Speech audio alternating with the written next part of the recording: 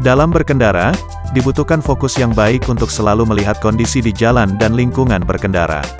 Fungsinya agar pengendara bisa bertindak tepat waktu jika terjadi sesuatu di luar dugaan. Beredar unggahan video pengendara sepeda motor mengalami kecelakaan setelah menghindari hewan ternak yang menyeberang jalan raya di Kecamatan Trienggadeng, Kabupaten Pidi Jaya, Aceh. Video tersebut diunggah oleh akun Instagram @dascam_owners_Indonesia pada Kamis, tanggal 6 Januari tahun 2022. Selain pengendara motor, pengemudi mobil yang merekam kejadian tersebut melalui kamera dashboard juga menabrak seekor kambing yang berlari setelahnya. Menanggapi kejadian ini, Head of Safety Riding Promotion Wahana Agus Sani mengatakan, ada beberapa hal yang dapat dilakukan untuk menghindari kejadian serupa. Dengan pandangan jauh saat berkendara, Agus mengatakan pengendara dapat melihat objek-objek yang berada di depan pengendara sehingga bisa segera mengantisipasi bahaya yang terjadi.